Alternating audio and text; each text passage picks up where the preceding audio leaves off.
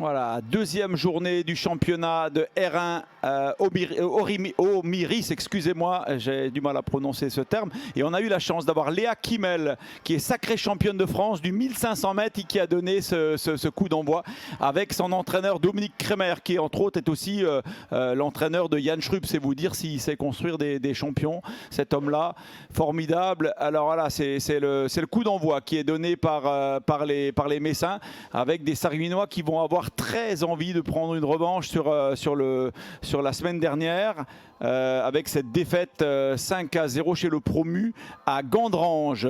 On va voir là la première action, c'est NS Saïn qui va se présenter dans la surface. Alors là, il n'y a pas de faute et l'arbitre a bien fait de ne pas la sanctionner. Adel Gendes qui va tenter quelque chose. Là, dommage, il fallait qu'il reste debout. Adel Gendes, difficile pour l'arbitre encore une fois, il ne peut pas siffler là-dessus. Et là, une grossière erreur de Jordan Coignard. Heureusement qu'on a le chat.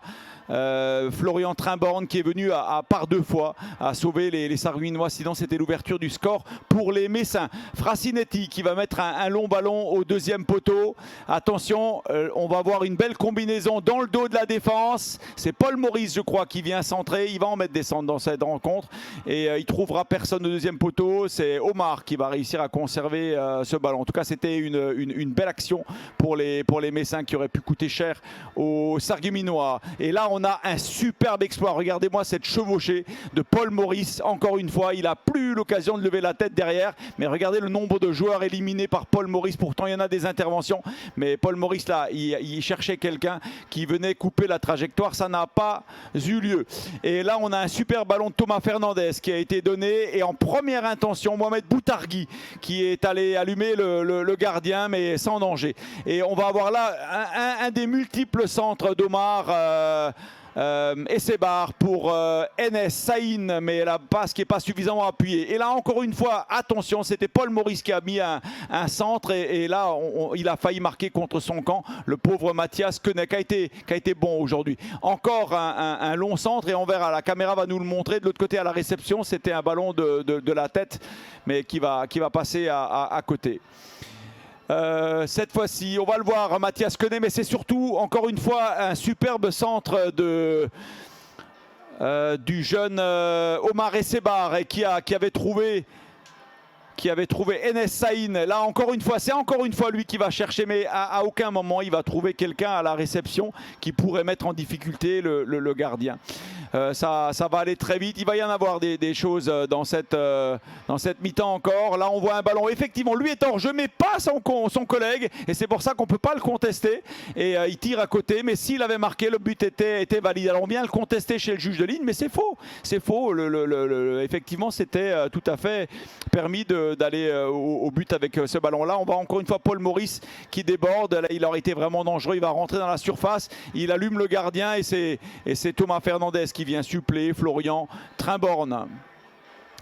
Omar Ngueni qui va donner un bon ballon encore une fois pour Omar. Il va rentrer dans la surface avec ce contrôle. C'est pas Omar d'ailleurs, c'est Adel Gendes et c'est Omar lui qui surgit et qui a bien failli marquer. Mohamed Boutargui pour une lourde frappe du capitaine Adel Gendes qui a vraiment tout donné, le capitaine, pour essayer de remporter cette victoire. Et là on voit Thomas Fernandez, moi je pense qu'il y a faute. C'était aussi l'avis de Bertrand Antoine et elle n'a pas été sanctionnée, mais on aurait pu avoir un penalty en faveur des Messins. Alors le match va s'animer, il va y avoir effectivement un peu de friction. Dommage parce que le match se déroulait dans un excellent état d'esprit.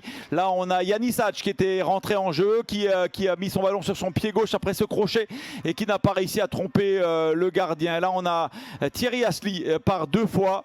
Thierry Asli qui était entré en jeu et qui a frappé par deux fois mais sans trouver le cadre. Ballon donné là-bas dans la surface. Attention par cet excellent numéro 10 Messin qui a donné bien du fil à retordre. L'action a l'air anodine, mais cette volée a bien failli tromper. Et il a fallu que le chat s'emploie pour pouvoir éviter le but. Et là, il y a un penalty en faveur des Sarguinois, très contesté et contestable probablement. Et Adel Gendes qui va trouver le poteau. Là, on va voir que ça va partir d'un côté comme de l'autre. Et là, il va y avoir un croc en jambe qui n'est pas sifflé par le gardien. La caméra, elle nous donnera plus de détails, mais c'est l'ouverture du score très, très cruel pour les Sarregueminois. Voilà, là, on le voit. Il se croise et il a touché la jambe du Goshenens, mais l'arbitre ne l'a pas vu. Et avec beaucoup de lucidité, le ballon est donné au Messin sur le côté gauche qui a le but largement ouvert, ce qui va créer des frustrations dans le camp sarregueminois. On va voir ça sur la fin de rencontre. Alors, on a encore une fois le numéro 11, Messin, là-bas sur le côté. Il passe et là, effectivement, Jordan Coignard a les bras écartés et l'arbitre n'hésite pas et vient sanctionner cette action d'un penalty pour les Messins qui auraient pu alourdir le score, mais ils trouvent face à eux cet excellent gardien qui est Florian Trimborn qui a vraiment pas hésité et qui va essayer de jouer très très vite pour essayer de relancer les Sarregueminois dans cette rencontre. Ils sont menés 1-0, je vous le rappelle, suite à cette action tout à l'heure. Et là, on a la dernière action, Yanis Hadj qui va donner ce ballon. Et on a la tête de Jordan Coignard qui est détournée. Jordan Coignard qui avait tellement envie de se racheter de cette erreur dans la rencontre. Mais voilà, malheureusement, le début de saison des Sarregueminois, on peut le considérer de cauchemardesque. Vous êtes certainement nombreux à suivre les rencontres. La première rencontre des Sarregueminois a eu lieu à Gandrange avec une lourde défaite pour les Sarregueminois. 5-0. Aujourd'hui, une défaite supplémentaire qui amène énormément de frustration dans le camp sarregueminois. Après, il y a des circonstances. Le football, c'est comme ça. Il va y avoir du travail pour Alan Vengère qui a des débuts difficiles dans cette seconde saison. On sait que l'année dernière, il a fait un excellent travail avec le maintien des Sarregueminois lors de la dernière journée alors que l'équipe était relégable une bonne partie de la saison.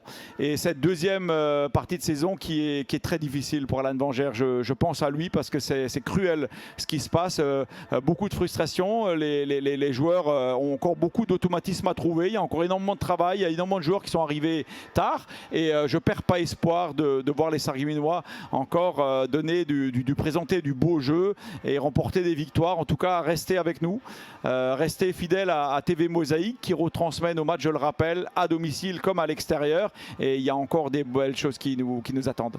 À très vite.